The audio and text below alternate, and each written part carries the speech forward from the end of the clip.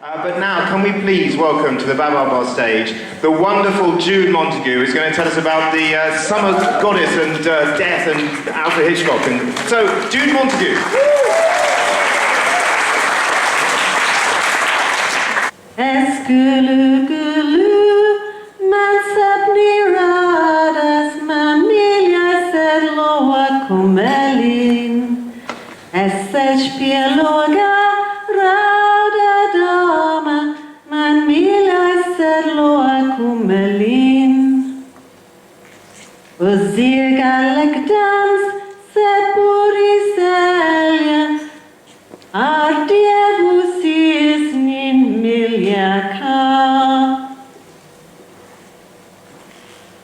This is a Latvian folk song, and I'm obsessed and very keen on the Latvian folk songs, and they're called the Diners.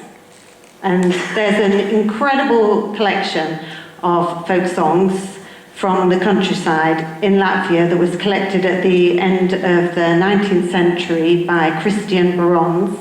And they show how deeply pagan Latvia is as a country, how the Latvian-speaking people were still singing about all the different pagan goddesses in their pantheon. And I was just thrilled to find out about the sun and the sun goddess, because she is a woman. She is Saule, sun goddess.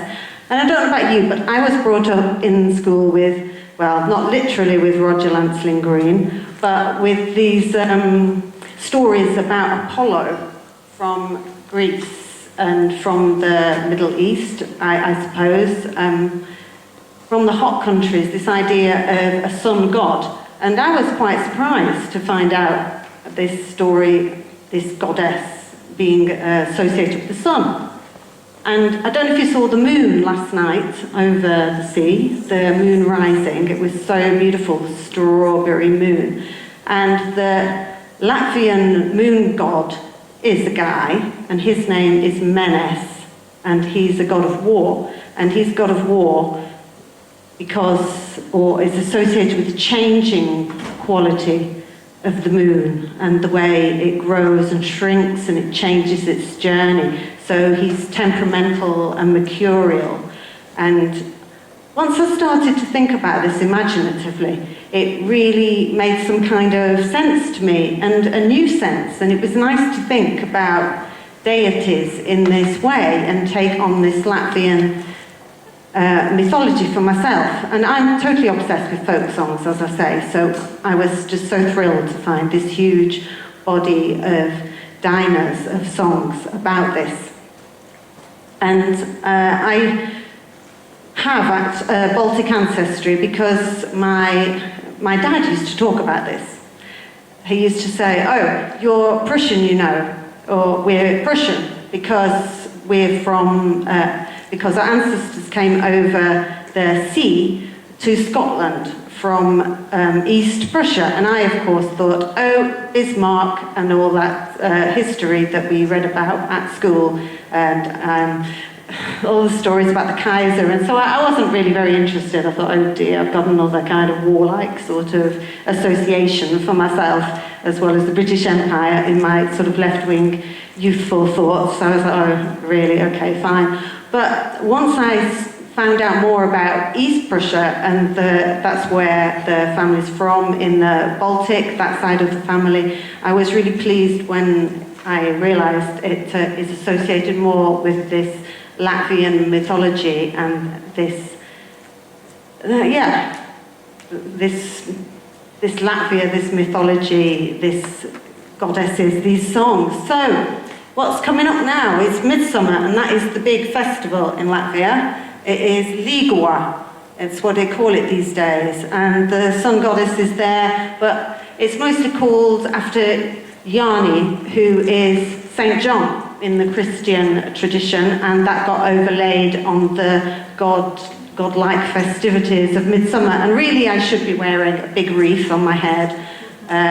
I'm a girl, I guess, probably, maybe. I should have loads of herbs and flowers, and usually the men have oak leaves to symbolise their male virility and prowess and sort of general largeness. There is songs, yeah, there's a little song about that. Wazalini, ligua, ligua, tavulilu, resnuminu, ligua, ligua, tristianinia sauleteka, nevarea aptetsati. So the sun is going around the oak tree, and she goes around for 3 days, and she still doesn't get to the end of the oak tree because it is so big. There's a lot of symbolism there. But also, when you get the sun in Latvia at the summer solstice, it appears to hang still for a few days. So it sort of relates to all this astronomical thing that Akira will tell you about later.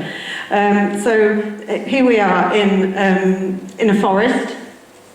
This is an old picture by some artist whose name I can't remember. And so the sun goddess's daughters are here in the forest having a nice time because it's Ligua, it is the summer festival. And Saule, she has her beautiful symbols that are associated with her, these circles, that all of them, we think they are associated with Saule, her image. You could knit it, you could draw it, you could hatch it, you could stick it in your house to get some blessings for yourself, because the sun goddess is a very gentle, kind of warm, a godmother kind of character, so she's there to give blessings to you. So, what's he got to do with this? I guess you might recognise him, the most famous film director of all time, very appropriate in this cinema, Mr. Alfred Hitchcock, not known for treating blonde women very well.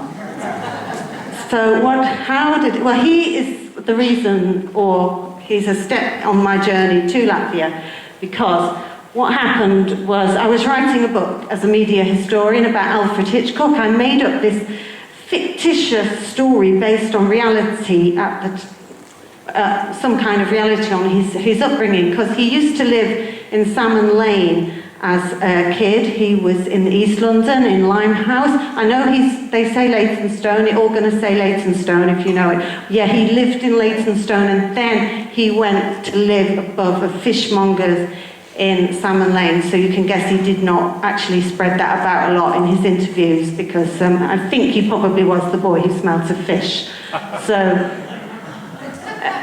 he was, honestly, that's where he lived. And this meant that he saw this when he was growing up.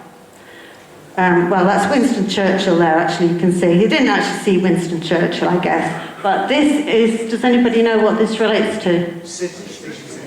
Yeah, the biggest gun battle on British soil, actually, that has ever been. You know what I mean? In a town in this country, it's the biggest gun battle, and it's in 1911. I'm sure you know all about it, Brian. But yeah, I won't. I'll carry on myself bravely, just like everybody I've seen. So.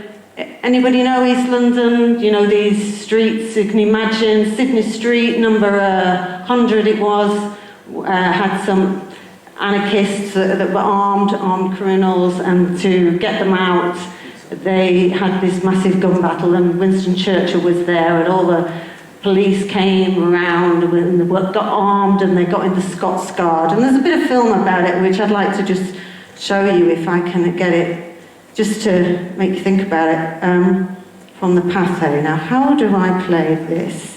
It's the technological moment.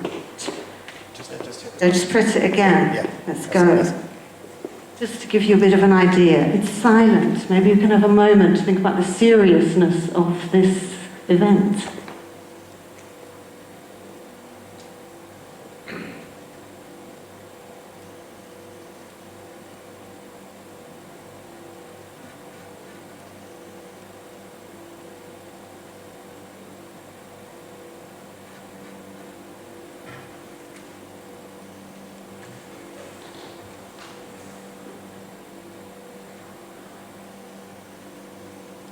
There's just 2 people in the house with their guns.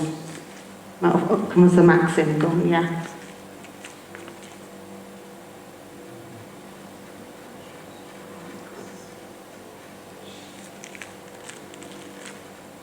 So you can see this is a big day out. Alfred Hitchcock was living not very far away. Everybody went to see it.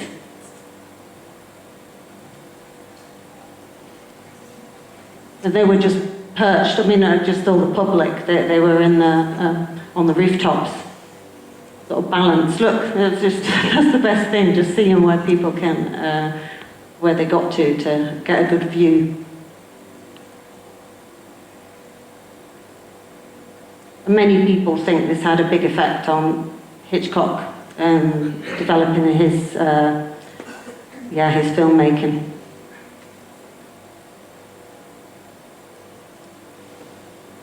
Nice moustaches. Was that a dog? A little. That was very quick. It disappeared. I used to work in film archive. Look, it's Churchill. When he was Home Secretary. And they shouted at him very famously, who let him in, because he was known for being in the Liberals. He was with the Liberals at this point. He was known for crossing the floor, as they call it, between the Conservatives and the Liberals. And at this moment, he's with the Liberals, and he was known for his pro-immigration policies. That's why they shouted, who let him in, because they knew they were foreign in the sense of anti-Tsarist immigrant radicals. There's the building, off it goes.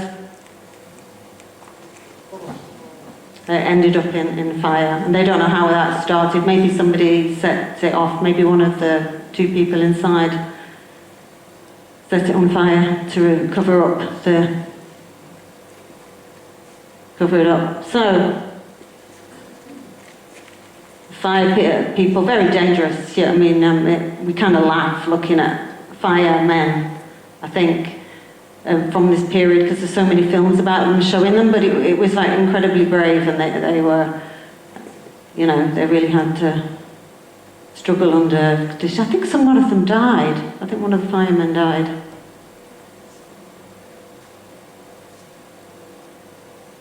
It's very popular. There wasn't much on Netflix, I suppose. But everybody loves a good murder, a real live one here. It's going down, people are dying. So, in Sydney Street, there were 2 men who died at the end of it, but one of the men who they thought was in there wasn't found, and he was called Peter the Painter. So he had disappeared. Peter the Painter.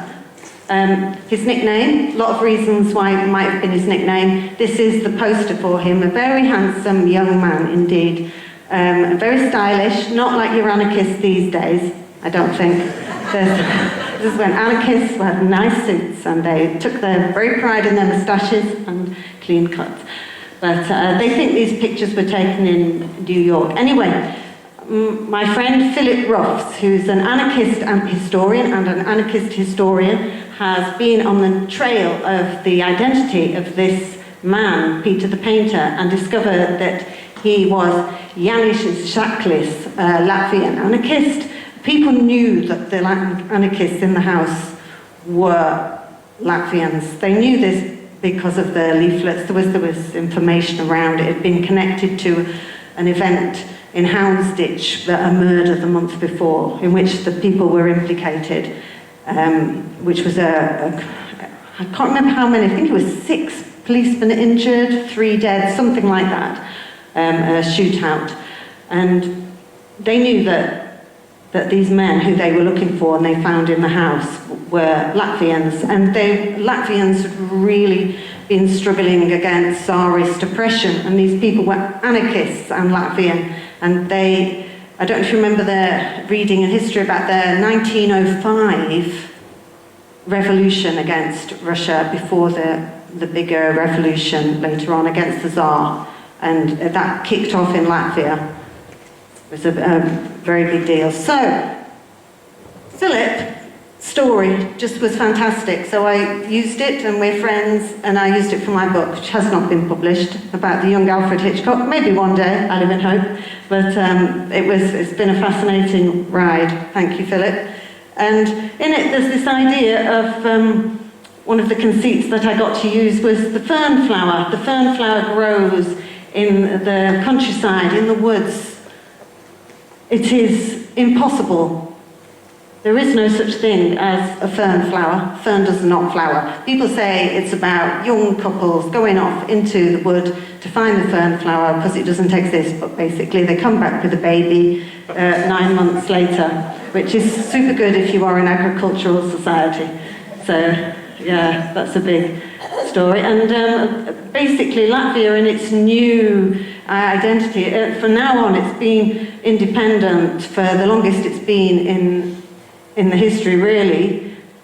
And it is a big thing in Latvia to have folk groups singing the dinas and to have the wreaths, the vainagiemi that they're wearing on their heads here, singing away. It's a big tradition. And there's a lovely stone images to get you into the feeling of paganism and the midsummer here. And I do think that this idea of the sun goddess relates very much to the standing stones that we have in this country. They think that the festival of midsummer, the bonfires, was celebrated all over Europe and here as well as anywhere else. And Latvia is the kind of window to help us understand our own pagan past.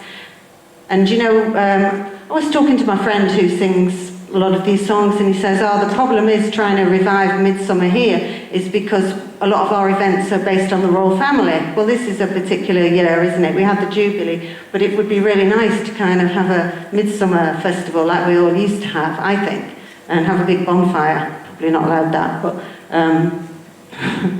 but you know, stay up all night singing songs and going into the woods with your lovely friend. And so this is me going to Latvia. I went to the Latvian writer's house a couple of years ago, and I went to see the blue cows. Can you see it's blue? Does it look blue? The famous blue cows of Kurt Sommer. It's so sweet. Those cows are so sweet, big, long, warm tongues licking your hand. They're much better than most other things that this world has to offer. So it was good fun, and thank you for joining me on my little trip to Latvia. I shall finish with a song. Maybe I should finish with a Midsummer Song. I will have to read it off a piece of paper, I think.